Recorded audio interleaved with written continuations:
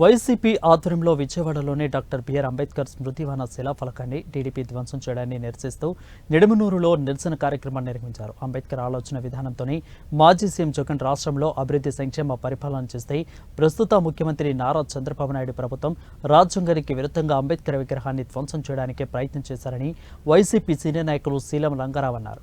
ఇక ఈ దుశ్చర్య పట్ల ప్రజాస్వామ్యవాదులు అందరూ కూడా తీవ్రంగా ఖండించాలని ఆయన పిలుపునిచ్చారు. जोहार डॉक्टर बी आर अंबेडकर जोहार डॉक्टर बी आर अंबेडकर वर्दिल्लाली जगन्मोहन रेड्डी गारी नायकत्వం वर्दिल्लाली जगन्मोहन रेड्डी गारी नायकत्వం जोहार వైఎస్ఆర్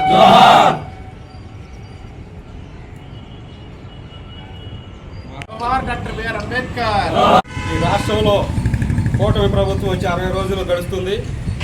వాళ్ళు మరి గతంలో మేనిఫెస్టోలో ఇచ్చిన ప్రకారంగా సూపర్ 6 పథకాల గురించి కానీ వాలంటీర్లకు 10,000 ఇస్తామన్న పథకాల గురించి ఆలోచించకుండా మరి ఈ రాష్ట్రంలో నాకు ఓటే లేదనో లేకపోతే వైఎస్ఆర్ పార్టీ కార్యకర్తనో వైఎస్ఆర్ పార్టీ లీడర్ అనో చెప్పి వాళ్ళ మీద దాడులు చేయటం, ఈ రాష్ట్ర ప్రభుత్వం చంద్రబాబు నాయుడు ప్రభుత్వానికి నీచ రాజకీయాలకు నాంది పలుకుతున్నాడు. ఈ ప్రభుత్వం ప్రజలకు ఏదైనా మేలు చేయాలంటే ఆ పథకాలను అమలు చేయాలి. ఆ పథకాలను అమలు చేయలేక ఈ రాష్ట్రంలో వైఎస్ఆర్ పార్టీ మీద నాయకుల మీద దాడులు చేయడం మేము తీవ్రంగా ఖండిస్తున్నాం. అలాగే రాజ్యాంగ నిర్మాత డాక్టర్ బిఆర్ అంబేద్కర్ గారు కూటమి ప్రభుత్వం ఏర్పడి దాదాపు 60 రోజులు కావస్తూ ఉంది.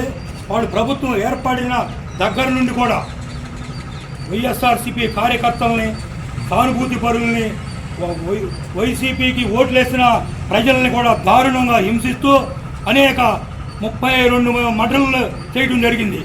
వాళ్ళకి వ్యతిరేకంగా పనిచేస్తే ఎవరినైనా సరే హింసిస్తాం, ఎవరు బయటికి రాకోకుండా భయభ్రాంతులు చేద్దామనే ఆలోచనతో ఈ 60 రోజుల నుండి కూడా వాళ్ళు కార్యక్రమాలు చేస్తూ ఉన్నారు.